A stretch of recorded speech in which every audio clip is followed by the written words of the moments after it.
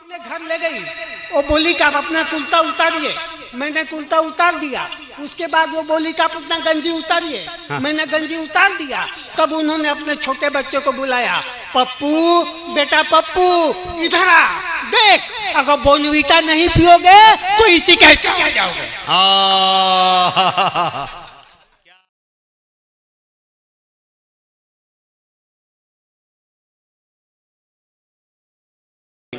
मुझे याद आता है कि तंज़ो मज़ाह के एक शायर है शोला टांडवी, टांडा के, उन्होंने एक शेर कहा, सुनिएगा मजा लीजिएगा कि क्या बताएं वस्ल की शब क्या हुआ, क्या बताएं वस्ल की शब क्या हुआ, शायरी का भूत था सर पे चढ़ा, शेर गोई हो रही थी एक तरफ और दुल्हन सो रही थी एक तरफ, शेर के औजान में करता था बात, आगे था उस्ताद से दो चार हाथ। ये शायर ऐसे कौन रहे होंगे मालूम है आपको? मुमताज आतिफ।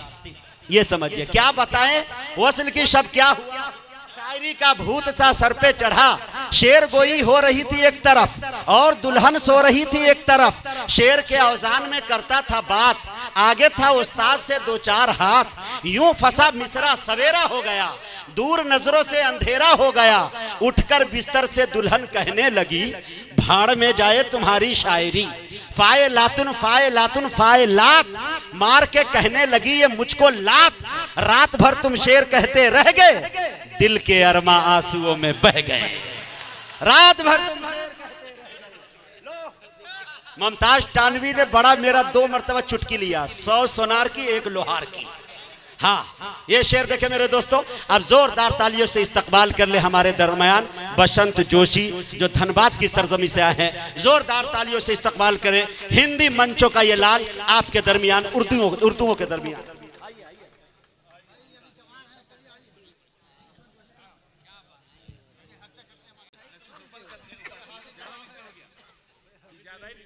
एक तो मैं हिंदी का कवि यानी हास्य का कवि, एक हास्य का कवि, ऊपर से मेरा ढांचा ऐसा, कोई सीरियस ही नहीं लेता। मैं एक धनबाद, दुनिया का विचित्र शहर धनबाद, वहां से आया हूँ जहाँ ऊपर जीवन है नीचे आग है। ऐसे तो आग पूरी दुनिया में लगी हुई है। और धनबाद जहाँ कोयले की बहुत बड़ी बड़ी खदानें हैं, कहा जाता है जहाँ कोयले की खुदाई होती है वहाँ कभी कभी हीरा निकल जाता है। पिछले बार खुदाई हो रही थी तो वहाँ मैं निकल गया। क्या बात है भाई, वाह, अच्छा है। लोगों ने कहा कि ये क्या गजब की चीज निकल गई, इसे उठाकर फेंक दो। तब भला करें मौलाना जौहर साहब का, जो वहाँ आ गए, वो बोले कि नहीं भाई ये फेंकने की चीज नहीं है, ये बड़े काम की चीज है, ये कवि है, हिंदी का कवि है, हास्य का कवि है। ये हमारे नवाटाण में 5 जून को जो मुशायरा हो रहा है वहाँ जाएगा और अपनी हास्य कविताओं से सबको हंसाएगा। तो मैं मौलाना जौहर साहब के ने वहाँ से उठाकर मुझे यहाँ रख दिया है। एक बार इनके नाम पे ताली बजा दीजिए। वाह। और मैं जमीन से नीचे से निकला हूँ, ये तो मेरा ढांचा देकर आप समझ गए होंगे, इसलिए कोई सीरियस नहीं लेता। एक बार एक महिला मेरे पास आई कि मैं तो आपसे प्रभावित हुई, आप हमारे घर चलिए। मैं तो अंदर से गुब्बारे की तरह फूल गया, चलो किसी ने तो सीरियस लिया। वो अपने घर ले गई, वो बोली कि आप अपना कुर्ता उतारिए।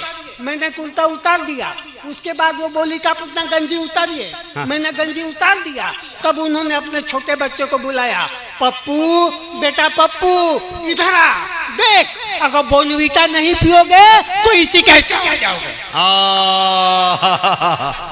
क्या बात है भाई, बोनवीटा का जवाब नहीं भाई, वाह। फिर भी मेरा हौसला बुलंद है, मेरा मनोबल ऊंचा है। एक बात मैं दावे के साथ कहना चाहता हूँ कि सबसे अलग बनावट अपनी, ये भी एक अनहोनी है, और सबकी लंबी लंबी है पर अपनी काया बौनी है। क्या बात। सबसे अलग बनावट अपनी, ये भी एक अनहोनी है, सबकी लंबी लंबी है पर अपनी काया बौनी है, और हाथ के चौके छक्के से अपनी सेंचुरी होनी है। हाथ के चौके छक्के से अपनी सेंचुरी होनी है, क्योंकि आज इस मैदान के हम महेंद्र सिंह धोनी है।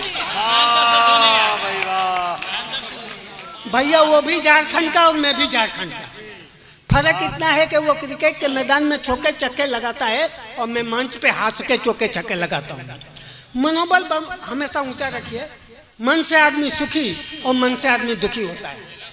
इसलिए कहना चाहता हूँ कि जहाँ पैसा नहीं है वहाँ जीना जंजाल नहीं होता, और जहाँ कोलकाता ना दिखे वहाँ बंगाल नहीं होता।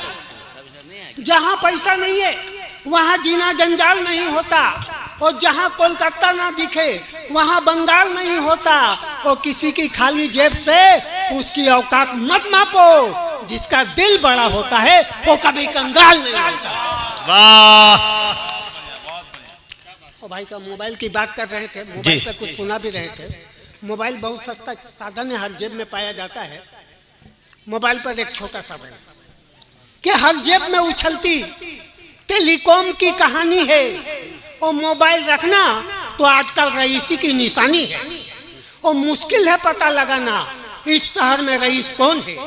मुश्किल है पता लगाना इस शहर में रईस कौन है। यहाँ तो भिखारी भी रखता मोबाइल फोन है। वाह! विदेश वाले क्या जाने हमारे देश के भिखारी को मोबाइल तो क्या, इंटरनेट रखने का है दम, जिसका ईमेल होता है www.katora.com। और झगड़ा कई किस्म का होता है। भाई भाई का झगड़ा, दोस्त दोस्त का झगड़ा, एक देश का दूसरे देश से झगड़ा, और सबसे खतरनाक झगड़ा होता है वो घर में सास और बहू का झगड़ा होता है। सास और बहू का झगड़ा ऐसा होता है कि पड़ोसी भी बीच में नहीं आता है। कौन सास के तरफ बोले, कौन बहू के तरफ बोले। सुनिए साहब, एक हास्य कविता कि एक घर में हुआ था तगड़ा सास और बहू का झगड़ा। एक घर में हुआ था तगड़ा सास और बहू का झगड़ा। सास ने बहू को आज अलग करने को सोच लिया था, इसीलिए बहू ने सास का मुंह नोच लिया था। इस झगड़े की बात एक खास थी, सास थी अनपढ़ और बहू भी ये पास थी। इस झगड़े की बात एक खास थी, सास थी अनपढ़ और बहू भी ये पास थी। सास थी बुद्धू और बहू अक्लमंद थी। बहू थी तीखी करेली, सास कलाकंद थी। तो सास बोली बहू, आज मेरी तबीयत है खराब, आज घर का सारा काम कर देना तू। तो बहू बोली शट अप नॉनसेंस यू। शाम को उस घर का लड़का जब घर में आया तो सास ने अपने बेटे को घर का किस्सा सुनाया और बताया कि तुम्हारी बीवी आजकल बहुत जुबान खोलती है। मैं बोलती हूँ हिंदी में तो ये अंग्रेजी में बोलती है। इससे नहीं होगा अपना गुजारा, इसलिए सर पे उठा रखा है घारा, इसलिए इससे नाता तोड़ दे और इसे इसके बाप के घर जाके छोड़ दे। तो लड़का बोला कि माँ मेरे ससुर पर तो पहले से ही बहुत भार है, ऐसी ऐसी लड़कियां और उसके घर में 4 है। तू कहती है तो अभी जाता हूँ, इसको दे आता हूँ और दूसरी को ले आता हूँ। तो बहू बोली कि माँ बेटे की ये बहुत अच्छी चाल है, क्या समझते हो दुकान का माल है। क्या बात है। ये तुम्हारी बीवी है, मत समझना कि अटारी का टीवी है। ये तुम्हारी बीवी है, मत समझना कि अटारी का टीवी है। कि जब चाहा तब दुकान में पैसा गिन के आया, वो पोर्टेबल से मन भर गया तो रंगीन ले आया। तूफान मचा दूंगी जो तू अपने हद से पार जाएगा, और पड़ोसियों के घर में घुसना पड़ेगा जब टीवी पर चित्रहार आएगा। और सीरियल देखने के लिए तू दर दर भटकता रह जाएगा, क्योंकि मैं भी अपना टीवी लेके चली जाऊंगी, वो एंटीना छत पर ही लटकता रह जाएगा। और ये बुढ़िया यही है झर की पुड़िया, सारा दिन घर और किचन में इसका लेप तो राइट हो जाएगा, और ऐसे ही चेहरे पे लालटेन जलती है और चेहरा ब्लैक एंड व्हाइट हो जाएगा। तो सास बोली है चुड़ैल, आज क्यों तूने अपनी जुबान को तेज किया है। तो बहू बोली क्यों नहीं करूंगी, तुमने मेरे बाप से 10 लाख दहेज लिया है। तुम्हारा घर तो गुड्डों का बाजार था, यहाँ शादी का व्यापार था, और जब तुम बेच रही थी अपने बेटे को तो मेरा बाप उसका खरीदार था। खरीद के तुम्हारे बेटे को दिया चोखा दाम है, इसलिए तू है मेरी नौकरानी, ये मेरा गुलाम है, ये मेरा गुलाम है, ये मेरा गुलाम है, ये मेरा गुलाम है। बहुत अच्छे भाई, जोरदार तालियों से। कि भूमिका में ऐसा है, यह कविता का जन्म हुआ मैं बिहार के किसी सुदूर गांव में, झारखंड नहीं, झारखंड की बात नहीं करता हूँ, किसी दूसरे प्रदेश में सुदूर गांव में मैं कवि सम्मेलन में गया था। दोपहर का टाइम था, मैं वहाँ से वापस आ रहा था, मुझे जोरों की प्यास लगी थी, तो एक सरकारी स्कूल में चापाकल लगा हुआ था। मैंने वो जाके उस चापाकल को खूब चलाया, खूब चलाया, खूब चलाया, लेकिन उसमें से पानी नहीं आया। उधर से एक मास्टर साहब आए, बोले क्यों परेशान है? मैंने कहा कैसा चापाकल है? 15 मिनट से चला रहा हूँ, इसमें से एक बूंद पानी नहीं आ रहा है। मास्टर साहब बोले बस, हम तो 15 साल से चला रहे हैं और अभी तक पानी नहीं आया, 15 मिनट में आ जाएगा। चलिए मैं आपको पानी पिलाता हूँ। उसी स्कूल में स्कूल ऑफ इंस्पेक्टर जांच में आए, उन्होंने एक लड़के से पूछा कि बताओ शिव का धनुष किसने तोड़ा था? लड़के ने कह दिया सर मैंने नहीं तोड़ा था। यहाँ इतने लड़के पढ़ते हैं, किसने तोड़ दिया मुझे क्या मालूम, मैं तो आज पहली बार स्कूल में आया हूँ। दरअसल मैं स्कूल का छात्र नहीं हूँ, मैं तो उधर भैंस चरा रहा था। मास्टर साहब बोले कोई आने वाला है, बैठ जाओ। मैं आकर बैठ गया। इंस्पेक्टर गया मास्टर के पास, क्या रोज यही होता है आपके स्कूल में? मास्टर बोला ये बात तो मैं नहीं बता सकता, क्योंकि मैं भी आज पहली बार स्कूल में आया हूँ। क्या बात ना, एक मर्तबा माजरत चाहते हैं। नारे तकबीर, नारे तकबीर। जनाबे असद आजमी, जनाबे ताबिश रेहान मऊ, माशाल्लाह ये हमारे दो शायर जो है मंच पे तशरीफ ले आए हैं जी, स्वागत है। ये हमारे जोशी जी है, बसंत जोशी। मास्टर ने कहा कि मैं भी आज पहली बार स्कूल में आया हूँ। दरअसल मैं स्कूल का शिक्षक नहीं हूँ, इस स्कूल में मेरे भाई पढ़ाते थे, घर में काम था तो घर में रह गए, उनके बदले में चलाया। इंस्पेक्टर का दिमाग गर्म गया हेडमास्टर के पास कि क्या हो रहा है आपका स्कूल में? ना यहाँ छात्र ओरिजिनल है, ना मास्टर ओरिजिनल है। हेडमास्टर बोला सर ओरिजिनल तो हम भी नहीं हैं। दरअसल मैं स्कूल का हेडमास्टर नहीं हूँ, इस स्कूल के हेडमास्टर मेरे बड़े भाई हैं, वो अपने बेटे की शादी के सिलसिले में गए हैं, इसलिए उसके बदले में चलाया। इंस्पेक्टर बोला शांति भैया, इंस्पेक्टर बोला इतना बड़ा घपला, ठीक है जाके मैं रिपोर्ट करता हूँ।